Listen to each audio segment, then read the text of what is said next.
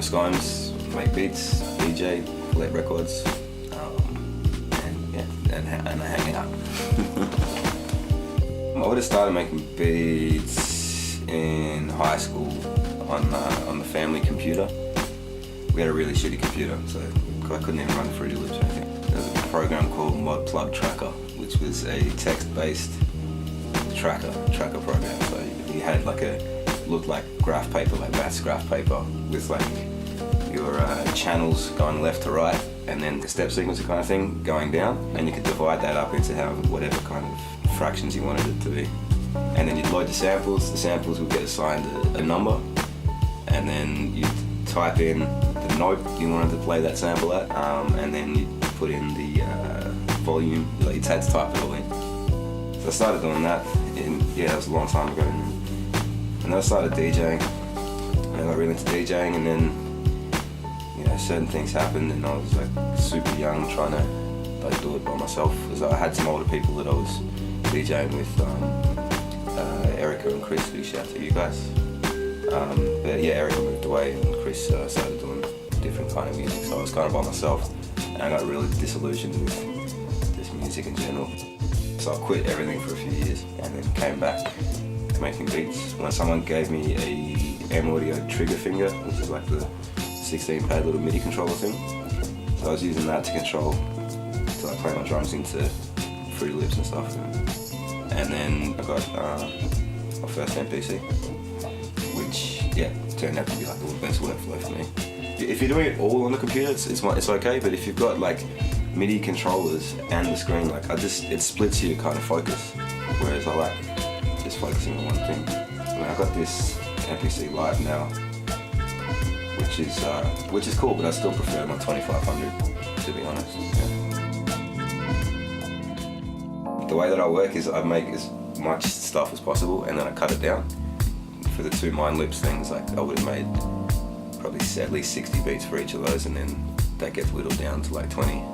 Say you're doing a 10-track album, if you only had 10 tracks for the whole time, by the time you'd finished the whole thing, you'd be completely sick of it. But if you've got 50, and then over that process of like working out what the project's about, or the performance or whatever, what it's about, and you start whittling it down, it kind of like everything kind of crystallizes in your mind about what you're doing, and you don't get sick of it.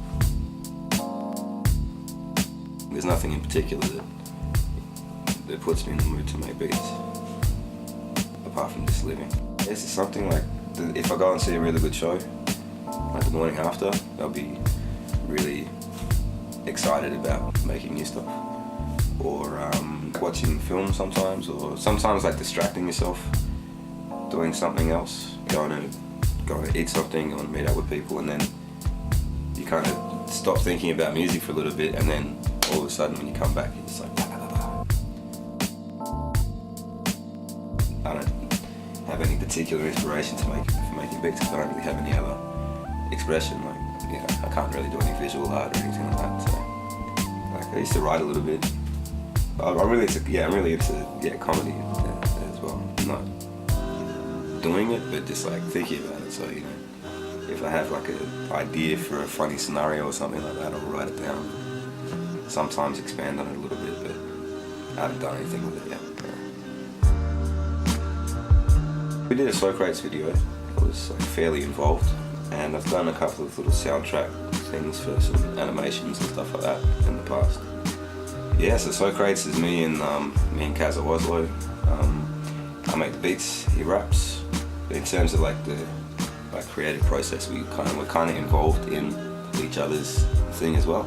So when it comes together, it's a really a collaborative effort. It's not like I'm just sending him beats and he's sending me back raps, you know what I mean? We met at a night that Dom had actually started called Melodious Thump. Back in the old days of Melodious Thump, we used to get in artists that would do whatever their thing was. All kinds of stuff. It was it was interdisciplinary kind of stuff. And that was dope. But that was the last time I did something like that, so I'm really looking forward to this.